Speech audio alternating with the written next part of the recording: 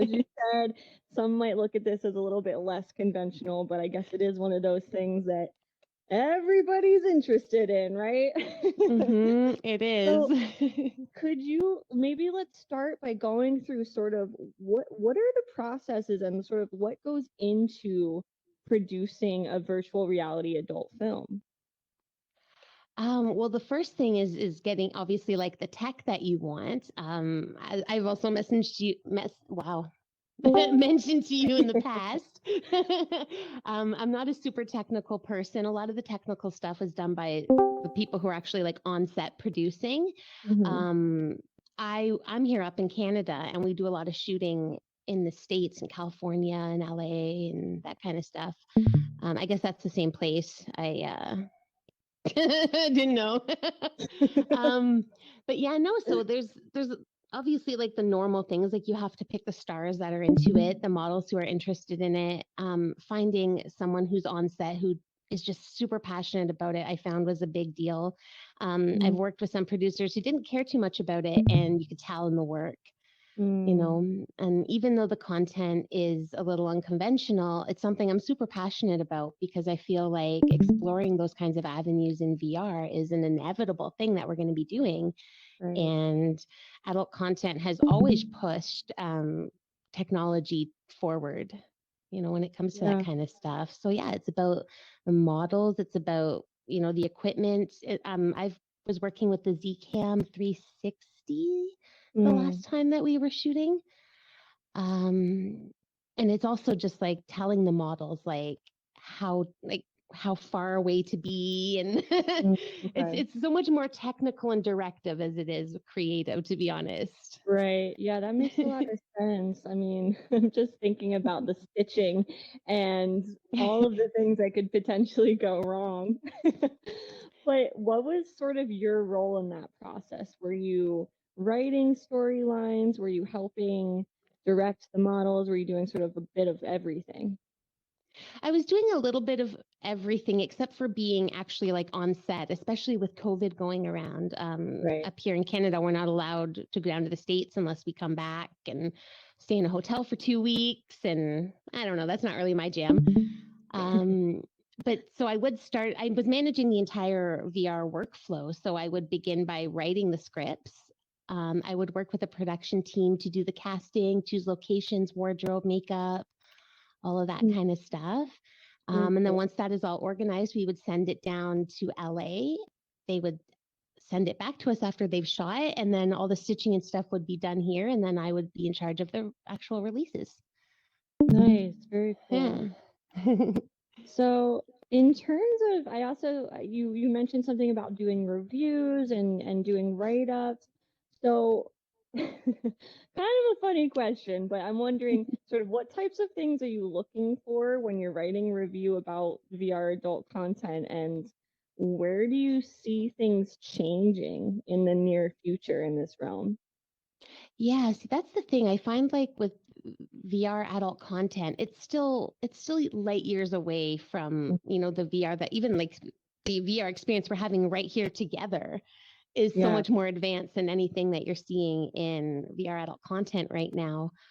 And until websites are just up to par, like with the tech, it's always going to kind of be one of those things where you just throw a 360 camera in the middle of a room and shoot and hope it turns out.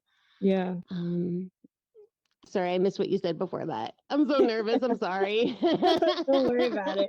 Don't worry, you're doing great. To be honest, I forget what I even said, so we'll just keep rolling with it. So I was curious, like, how do most people end up viewing the content? What kind of headsets, what kind of hardware, and then are there people who are also watching the content on their web browsers? Yeah, so I find that there are like a few different kinds of people who are looking for that kind of content in VR. The first one are just like very like mainstream population people who maybe have never had like an actual VR headset before, who are using something similar to like a Google Cardboard, which is like the Mm. most basic we could ever think of when it comes to VR now.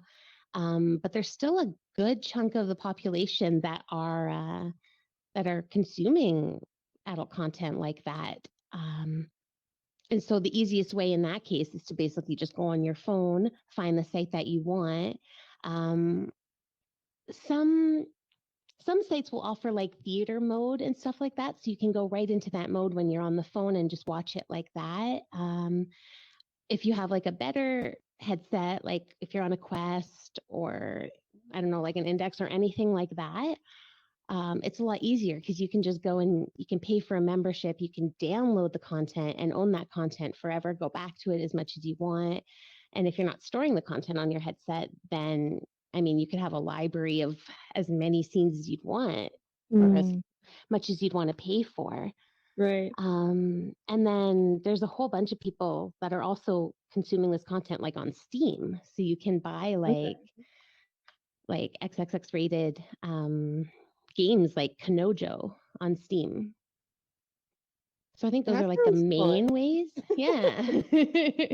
It's pretty interesting. I didn't know that there were, I might be naive, but I didn't know there were games like that. So that's interesting. Or available on Steam at least. But that's probably super crazy naive. So I apologize. But I guess it's probably safe to say the majority of this content is premium content, yeah? Yeah, I mean, most of these sites they'll offer like 2 to 5 minute clips or trailers that people can consume to give them an idea of stuff. But to be honest, in my personal opinion, if you're not paying for a website or like a subscription through them and downloading the content, you're not getting the ultimate experience that you could get. Mm, right. Yeah, makes sense. Mm. Okay, so on a bit of the social side, let's get a little controversial here. Yeah. So, I mean, if we're thinking about, non-VR, but more the traditional type adult industry, in my opinion, I would say that a lot of times we're looking at content that's very male centric, yes? Hmm. Oh yeah. So, how are we seeing this sort of situation translate into the VR adult world? Is it the same? Is there an improvement in terms of, you know, gender focus? I don't know how to put this better. Yeah, no, I get what you mean though. Like it's true when we think about it. It's like 75, 80% of the population who are consuming this content are like males, maybe cis males. You know what I mean? So from a marketing perspective, companies who are producing this content obviously want the biggest ROI, Hmm. the most money coming back to them. So they're going to pander to the audience that's paying them. Sure. Right. So it is still true in this from, like flat adult content to VR content. It's still mostly created um, for cis men, Right. you Okay. know. So I'm wondering if you have any thoughts or insights on how this might sort of evolve moving forward into the future, maybe as technology evolves, or maybe as more women start to work in the industry like yourself. What can we expect? Yeah, I think like well, society in a whole, like outside of the universe that we're in right now, like they um oh man, sorry, I brain farted again. So unprofessional. Oh You're my good. goodness. I'm sorry. You're good. You're good. So I asked if you have any sort of predictions or insights on how this might progress in the future in terms of who the main focuses are in terms of or gender or other things, sexuality, things like that as technology and personnel sort of evolve. Right. Well, yeah. So I was going there. I remember. So yeah. So like society in general, basically, like we're seeing, like sex and sexuality becoming more and more mainstream. We think of like Mhm. the first big thing that happened, like with that kind of thing, like celebrity versus XXS was like Kim K. Mhm. When she dropped that tape, everyone was like, but that moment opened a huge door for VR content and adult content in general because it made it popular. It made it less of a taboo. Um, you know, we're seeing porn stars being more open with their like their day-to-day lives as opposed to just being a fantasy. And Mm, with that, I think there's more and more women that want to kind of get into that realm too. They want to say, like, I own myself, I own my power, I own my sexuality. How can I express it? And mm, there there's still like a huge lack, in my opinion, of like ethical VR porn, like a yeah. huge lack.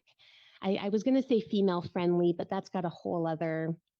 a whole other thing behind it. But just like, yeah, like content that's ethical and safe, and we can be assured that people aren't being hurt in the process of it. Yeah. And because that's a huge thing right now, and even in the news and the media.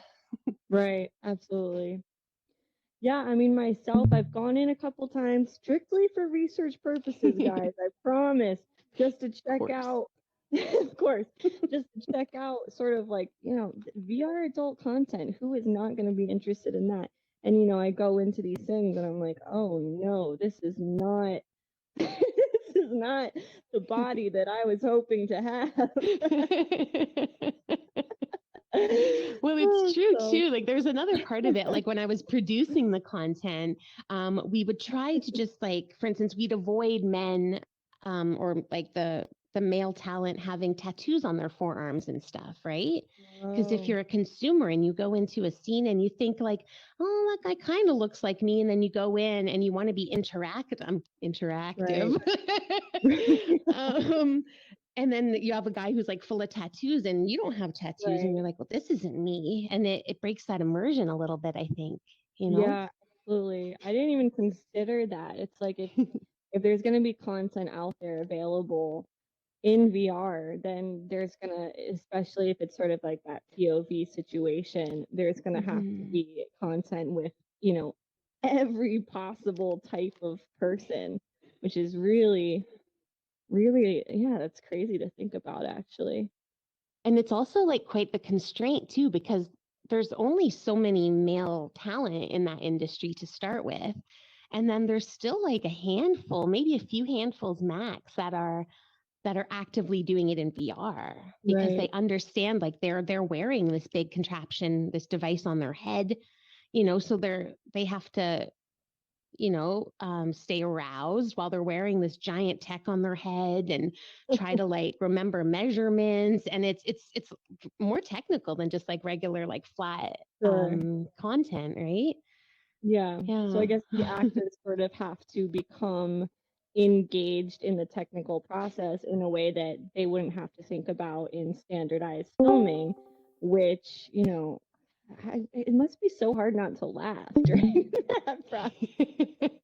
Well, the thing is that like when you shoot it completely fluid, right? Like you're not like in with regular am I allowed to say porn? Like, I don't know if I'm supposed to. I keep trying to avoid it. I'm actively trying to avoid it. The adult content.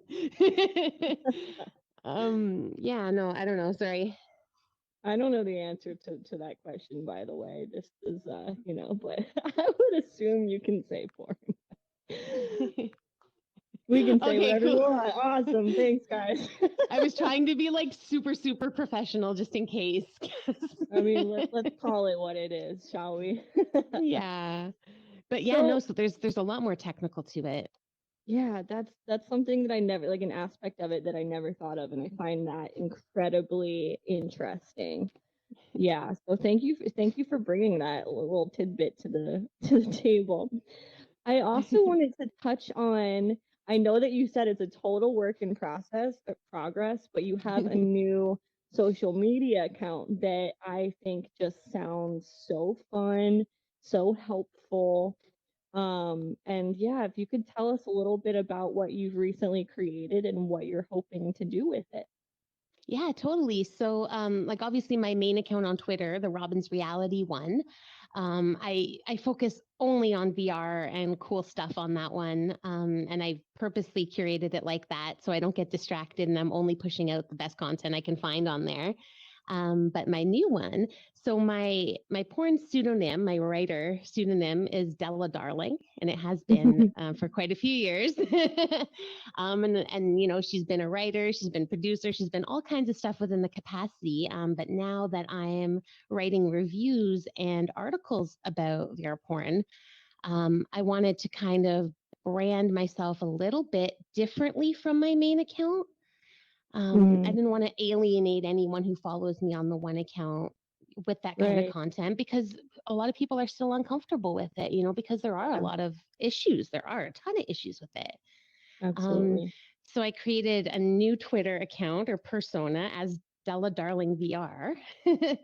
And basically, there I'm going to be sharing some of the reviews that I'm writing, like tips and tricks about where and how to find the best VR porn, Mhm. you know, different kinds of headsets that are best for it, streaming versus downloading. And I just kind of want to touch on all these kinds of topics that me as a consumer of VR thinks about before I jump into content like that. Yeah, absolutely. And I'm really looking forward to some of these tips. I mean, my partner and I are gonna be separated in July, and we're like, maybe we should start playing with VR tools. Do Yeah. you have any suggestions or like, you know, apps, games, experiences that you would recommend to people? I mean, off the top of my head, not so much. I do suggest though that if you are really getting into VR porn, try to get a teledildonic or a smart sex toy to go with your Whoa. experience. Okay. It's as great as you can imagine and almost as good as the real thing, probably. What was it called? It's well, the I guess the term is teledildonic All right. That's a or very cool name. or just like a smart sex toy. Like there's some companies like Lovents that makes one. Kiru makes some. But they just complete that experience. You know what Okay. I mean? Especially in a time right now, like in COVID again, I'm bringing up where a lot of people are at home, many are home alone. Um, you know, as humans, a lot of us require that, like that kind of, you know, sexual release. Like I don't know how to say that professionally. So, I mean, um, it's just primal human need. yeah. Oh, there you go. Exactly. For most humans, that's the case. You know, and Yeah, I think creating these kinds of experiences and avenues that people can explore safely and again ethically, you know, I kind of think that that's the future of it. That's where it's going to go. You right. know, like me personally, like I'm very extroverted. I love people. I love talking to people, but I also could be at home forever and never leave and be just as happy. So I'm sure there are people like that out there like me. And I'm sure that they would really love VR porn matched with a teledildonic. Right, absolutely. Especially, I'm assuming that this can be compatible for multiplayer, yes? There's definitely like different apps that can go through it. A lot of different websites like VR Bangers have their own theater modes, and um, there's not a whole lot of like couple friendly stuff though. Like Mm, I might have to get back to you to be honest about something that would work with both of you together there. yeah, that'd be interesting. Yeah, So, like they do have toys that you can use for long distance, but I don't know if it's integrated into VR completely yet, to be honest. right, yeah. I guess it's still at the very early stages, right? It's very much at the early stages. You know, we're at a time right now where with VR, it's still early, you know, like games are coming out and amazing stuff is happening, especially on the social front of it. Right. Um, but I think it just needs to get to a place where you can just literally put your headset on, like open the app of the site that you choose and go to it. But there's just so many constraints and so many blocks that are like stopping that kind of movement from going forward, especially like I don't know. I doubt Oculus is ever going to let you have like a Pornhub app Right, right. on there. You know what I mean? Like I don't, and I Yeah, think there's a lot of other platforms and VR gaming platforms that don't allow that kind of content either. So until society is kind of saying, this is normal. We all want this. We all need this. And the money is there to back it up. I think until then, companies are just going to kind of keep coasting and working with what's working, Yeah, that unfortunately. makes a lot of sense.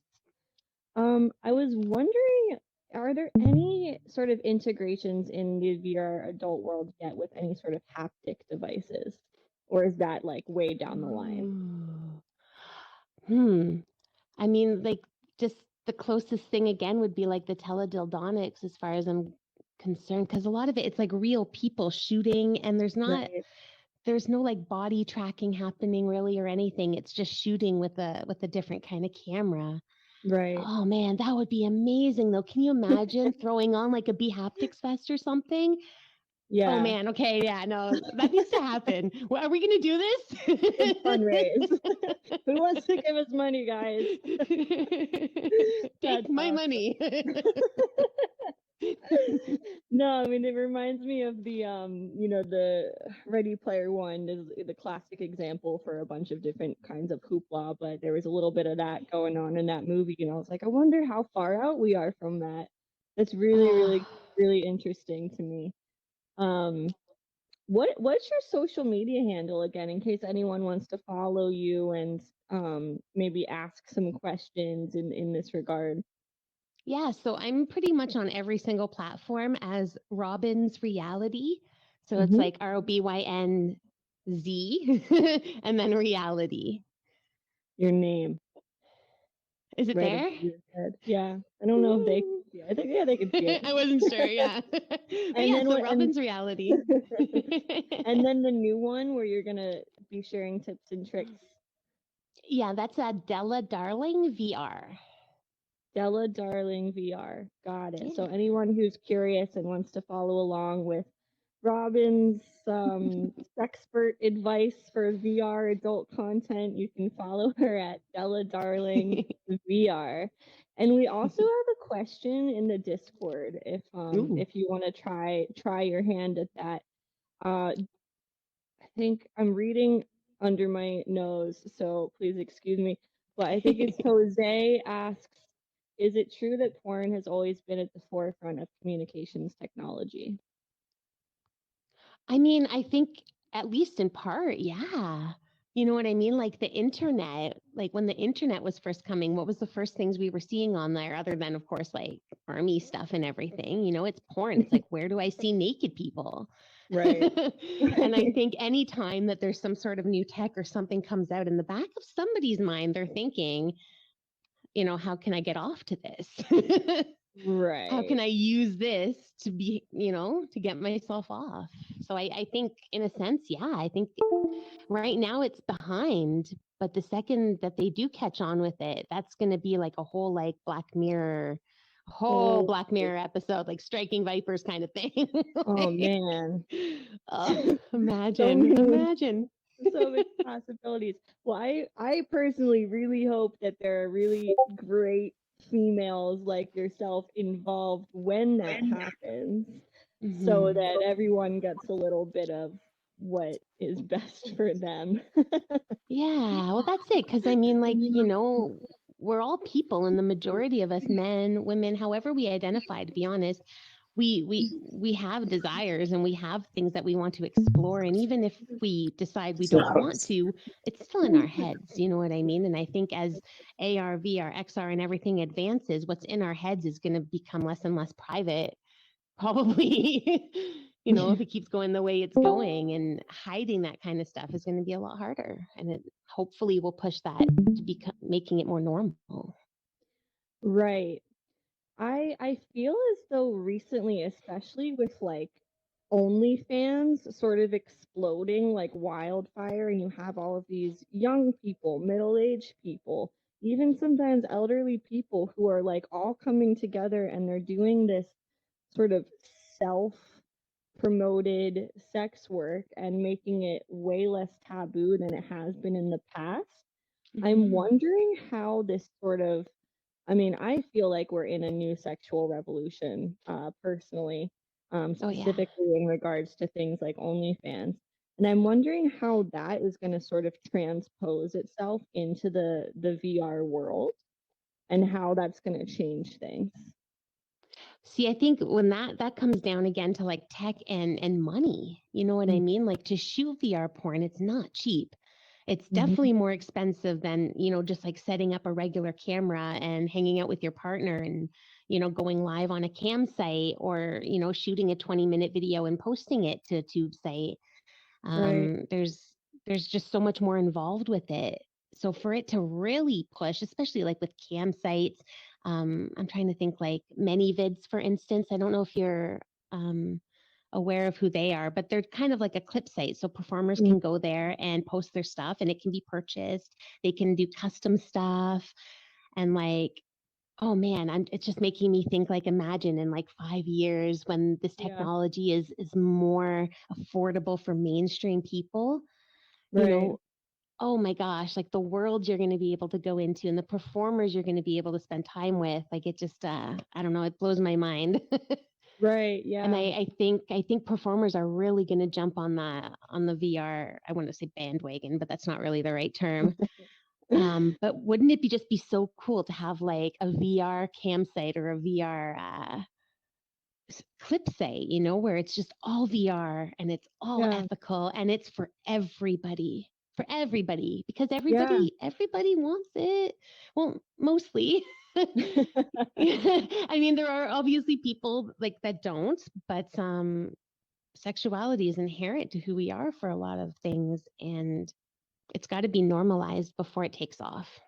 Absolutely. Absolutely. And I love that idea. And to reiterate, guys, Robin and Max are now raising a seed round for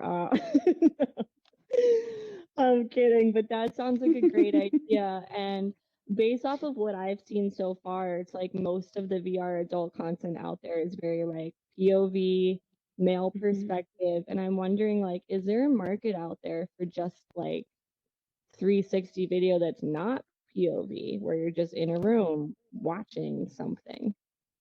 So there are like in the industry we call it like POV or voyeur. And so for most of the VR porn that's produced, it's POV with male talent being serviced by other female partners. You know, but there is voyeur stuff, and a lot of the voyeur stuff that's created, it's still created for cis men, but it'll Mm, be like two women or three women. So it'll be like a lesbian inspired scene, but still tailored again to right. a male audience. Um, oh man, what was the last thing you said? Sorry, Max.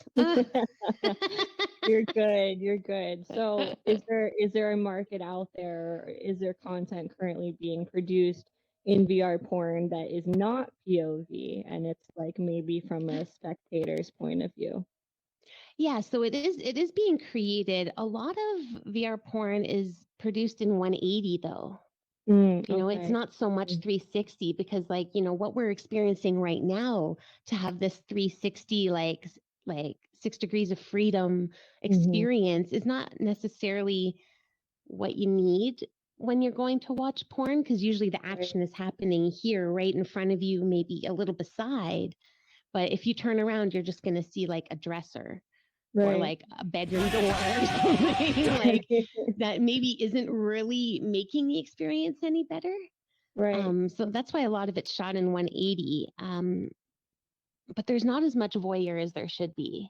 Right. Like for me, I love a story. I would love to go into a scene, experience this scene and just like see.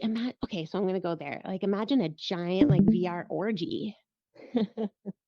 Yeah, Like that would be that's what you a would lot shoot going on. 360, like yeah, because you're in it and you're watching everyone and everything, and so like that would be 360. But for a regular scene, I think 180 is more than sufficient.